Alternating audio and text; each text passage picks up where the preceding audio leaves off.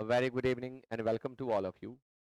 In today's class, I'm going to explain preposition and it is exercise in composition 92 taken from Ren and Martin's book. So let's get started. Question number 1 is a child is not able to distinguish good dash evil. Faith doesn't distinguish dash the rich and the poor. Sir Ronald Ross is distinguished dash his medical researches. Punch is distinguished dash is hunchback. एक distinguished का यहाँ कई प्रयोग आपको देखने को मिल रहे हैं. आइए फील करते हैं. ऑप्शंस हमारे साथ बिटवीन, बाई, फॉर और फ्रॉम हैं और इनके हेल्प से हमें फील कर लेना है. Distinguish good from evil. It means distinguish one thing from another. इस रूल से यह बन रहा है. यानी एक बच्चा बुराई से अच्छाई को अलग नहीं कर सकता. अगर यही चीज सेकंड में देखें, death doesn't distinguish between the rich and the poor. अगर डिस्टिंग्यूश के बाद दो चीजें अलग अलग करके स्पष्ट दी गई हों तो आप बिटवीन का प्रयोग करें. डिस्टिंग्यूश से अलग करने के अर्थ में फ्रॉम लेता है.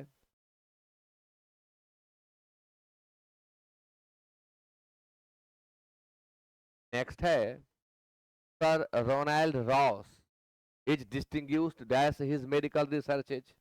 यानी रोनाल्ड रॉस अपने मेडिकल रिसर्चेज के लिए डिस्टिंग्यूश्ड हैं, यानी फेमस हैं, जाने जाते हैं. तो यहाँ हम फॉर का यूज करें. अब लास्ट में क्या बचा है हमारे पास? By. Distinguished by his hunchback. यानी हंचबैक जो है कुबर, एक नेगेटिव क्वालिटी है, नेगेटिव थिंग है. तो नेगेटिविटी को व्यक्त करने के लिए डिस्टिंग्विश्ड के बाद हम बाई का यूज करते हैं. पॉजिटिविटी के लिए distinguished for. His distinguished for his talent. तो डिस्टिंग्विश के साथ डिफरेंट प्रेपोजिशंस आपने देखा. अब क्वेश्चन नंबर 2. 20 क्वेश्चंस इस तरह के होने वाले हैं आज के इस क्लास में. On account of his age he is disqualified dash competing. Disqualified और क्वालिफाइड के साथ हम फॉर का यूज करते हैं. अपने उम्र के कारण वह कॉम्पीट करने से डिस्क्वालीफाई हो गया, योग्य करार दिया गया उसको. Ill health disqualified the body from labour. स्वास्थ्य का ठीक नहीं रहना लेबर करने के लिए योग्य नहीं रहने दिया. And the mind dash study. And the mind from study. अब किसी का बॉडी इल हो तो उसका माइंड भी जो है वो सही स्थिति में नहीं रहता है. यानी यहां भी हम फ्रॉम का यूज करें. Next, innocence is not proof dash scandal or he was discharged as there was no proof dash his guilt. उसे डिस्चार्ज कर दिया गया क्योंकि उसके अपराध का कोई प्रमाण नहीं था. उसने अपराध किया, इसका कोई प्रमाण नहीं था. यानी हम ऑफ लगा दें. और innocence is not proof to scandal. यहां पर बेहतर स्कैन ओ अगेंस्ट है ही, यही हम खोज रहे थे. Against scandal. स्कैंडल मीन्स घोटाला, साजिश. अगेंस्ट के बाद जब प्रूफ के साथ अगेंस्ट आता है तब स्कैंडल, स्कैम जैसी चीजें दी जाती हैं. And he was discharge as there was no proof of his guilt. उसके अपराध का कोई प्रमाण नहीं था. काके की का सिंपल मीनिंग है यहाँ, इसलिए हमने ऑफ का यूज किया. Question number 4. He has no good cause dash complaint and darkness was the cause dash his losing his way. Option हमारे पास दो है, एक फॉर है, दूसरा ऑफ है. तो he has no good cause for complaint. यानी कंप्लेंट के लिए उसके पास कोई गुड कॉज नहीं है. Darkness was the root cause of his losing his way. वह अपना मार्ग भूल गया, इसका कारण डार्कनेस था, अंधेरा होने के कारण. तो for complaint end of losing his way. Next, true charity doesn't consist dash indiscriminate arms giving, अंधाधुंध भिक्षा देना, इससे ट्रू चैरिटी कंसिस्ट नहीं होती है।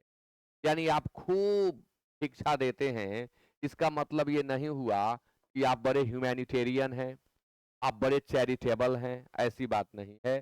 तो से बना हुआ का यहाँ सेंस है, इसलिए ऑफ का यूज कर ले। कंसिस्ट ऑफ से बना होना, कंसिस्ट इन में निहित होना, ये कल के क्लास में भी यानी 91 एक्सरसाइज 91 में भी तरह का क्वेश्चन आपको मिला हुआ है। Next question, I am not concerned dash his affairs. Options देख लें, अबाउट है, एट है, फॉर है, इन है, विथ है। I am not concern dash his affairs, मैं उसके कार्यों के प्रति चिंतित नहीं हूं। विथ भी यूज कर सकते हैं। I am not concern dash him, I am not concern about him, या I am not concern with him, मैं उसके लिए चिंतित नहीं हूं। I am not concern about him, यानी कोई मेरी चिंता उसके बारे में नहीं है। I am not concern with him, मेरा उससे कोई ताल्लुकात नहीं है। डैश दैट बिजनेस, अब बिजनेस है तो क्या लगाएं, तो इन दैट बिजनेस, उस बिजनेस में। He was much concern dash hearing the sad news, sad news को सुनकर वह बहुत कंसर्न है। अब यहाँ जेरंड बाद में आ गया कंसर्न के बाद, इसलिए आपको एट का यूज करना है। His parents are naturally concerned dash his safety, यहाँ तो बेहतर आंसर फॉर होगा, और हम अबाउट भी फील कर सकते हैं। तो डिफरेंट सिचुएशंस में डिफरेंट प्रेपोजिशन हमें यूज करना पड़ता है, और यह एक्सरसाइज जो है बेस्ट है इस तरह की सभी चीजों को समझ लेने के लिए। क्वेश्चन नंबर 7 आपके सामने, 7 का answer, he parted dash is, ये तो रोज आता है, जितना प्रेपोजिशन का सेट बताया हूं रेन एंड मार्टिन से, सब में मुझे ऐसा मिल रहा है। Part from a person, part with something, यानी जुदा होना या अलग होना। तो he parted from his friends and he parted dash his property. बाद में पढ़ने की भी जरूरत नहीं है। संपत्ति से जुदा होना पार्ट विथ होगा, व्यक्ति से जुदा होना दोस्त हो, माता पिता हो, भाई बहन हो, तो हम फ्रॉम का यूज करें। क्वेश्चन नंबर 9, क्वेश्चन नंबर 8 छूट गया, 8 आ ही नहीं पाया, क्या था क्या नहीं। खैर, he succeeded dash the throne of his uncle, he succeeded dash his object, succeed to the throne, he succeeded to the throne of his uncle, यानी चाचा जी के गद्दी पर वह आरूढ़ हुआ। he succeeded dash his object, और वह अपने उद्देश्य में सफल हुआ। अलग अलग सिचुएशंस, अलग अलग prepositions. Next, he agreed dash my proposal, agreed के बाद अगर proposal आता है, मैटर आता है, सजेशन आता है, तो हम टू का यूज करते हैं। he agreed to my proposal, he agreed dash me, agree with a person, agree with a person, and they couldn't agree dash themselves, वे लोग आपस में सहमत नहीं थे, यानी एक मत नहीं थे। तो यहाँ पर आपस में की बात है, इसलिए हम अमोंग फील करेंगे। Next,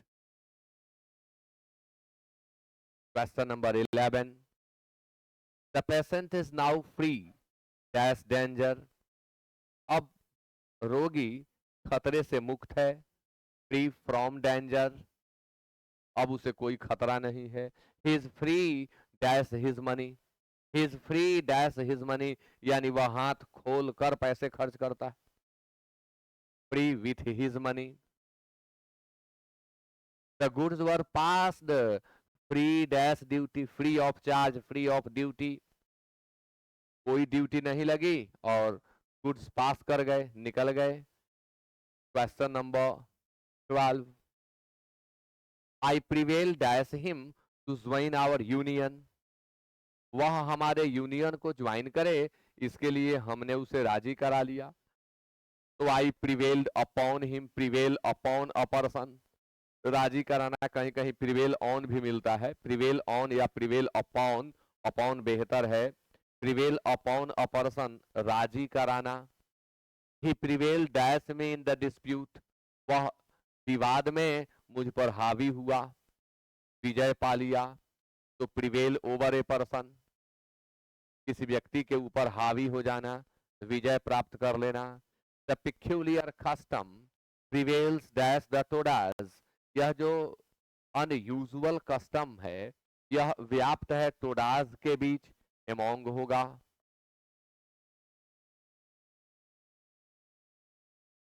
next, I was angry dash him, angry with a person, dash lying to me for होना चाहिए है। Angry with a person, angry at something, angry for a reason, कारण क्या है तो यहाँ पर फॉर लाइक, झूठ बोलना कारण है इसलिए फॉर लगा। Question number 14, the city is well provided dash corn, the city is well provided, provide with something यानी उपलब्ध कराना, सिटी में कॉर्न उपलब्ध है, कमी नहीं है, वेल प्रोवाइडेड है, अच्छे तरीके से उपलब्ध है।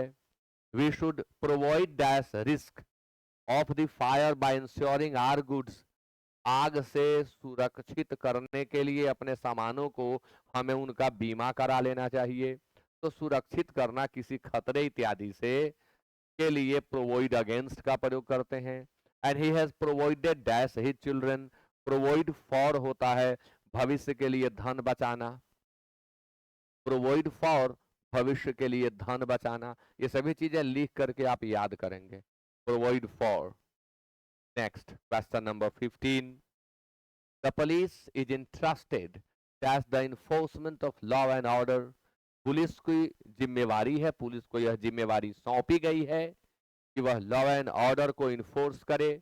Interested with something, interested with responsibility, the children were interested that's the care of their uncle, बच्चों को अंकल के केयर में छोड़ा गया, यहाँ टू चाहिए तो और विथ ठीक है। Next, question number 16, the edition of Ivanhoe is adapted as Indian boys, Ivanhoe का एडाप्टेशन इंडियन बॉयज के लिए किया गया, फ्रॉम फॉर टू ठीक है, यहाँ फॉर होगा। The form and structure of nests are adapted as the wants and habits of each species, हर कोई चाहे वो कोई स्पेसीज हो चाहे हम लोग हों, अपने नीड्स अपने वॉन्ट्स के अनुसार अपने घोंसले अपने घर इत्यादि को बनाते हैं, ऐसी स्थिति में हम टू का यूज करें। Many Urdu place are adapted dash English, बहुत से उर्दू प्लेस इंग्लिश से लिए गए हैं तो यहाँ फ्रॉम लगाएं आप। 16 हमने कंप्लीट किया। अब question number 17, we are slaves dash convention, हम आज से स्लेव नहीं हैं, हम लोग गुलाम हैं पारंपरिक तौर पर, परंपरागत हम लोग गुलाम है। To convention, no man should be a slave dash his passions, किसी भी व्यक्ति को अपने पैशंस का गुलाम नहीं होना चाहिए, ये मुझे चाहिए तो चाहिए, इस तरह के पैशंस का गुलाम हमें नहीं होना चाहिए। Next, he is blind dash one eye, blind in one eye, यदि ऑप्शन में इन नहीं है तो आप ऑफ का यूज करें। Blind in one eye, blind of both the eyes, blind to something, तो यहाँ इन नहीं है इसलिए हमने ऑफ का यूज किया। Are you blind dash your own interest, क्या आप अपने इंटरेस्ट को ब्लाइंड करते हो, नजरअंदाज करते हो, महटिया देते हो, तो ऐसी स्थिति में आप ब्लाइंड के साथ टू का यूज करें। Question number 19, there is no exception dash the rule, इस रूल का कोई एक्सेप्शन नहीं है, एक्सेप्शन टू द रूल, इस नियम का कोई अपवाद नहीं है। All the ministers were present at the function, function में सारे मंत्री उपस्थित थे, with the exception of mister Smith, mister Smith को छोड़कर, with the exception of mister Smith, mister Smith को छोड़कर फंक्शन में सभी मंत्री उपस्थित थे। ही टूक exception that's the presence of an outsider, एक आउटसाइडर की उपस्थिति के चलते वो यहां नहीं आए, तो अगेंस्ट होगा यहां। And question number 20 is His creditors became impatient. Cash payment, impatient for something, अधीर हो जाना किसी चीज के लिए, तो impatient के बाद for का यूज करें. Impatient dash delay, impatient at delay fixed है. देर होने से अधीर होकर he knocked at the door rather loudly, दरवाजे पर खड़ा है और काफी विलंब हो रही है तो ज्यादा जोर से दरवाजा खटखटाया. The people became impatient.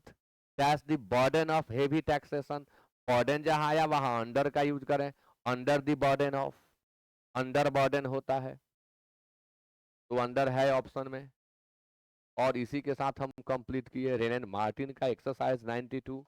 Thank you so much to each one of you for being with me till the end of the class and good night.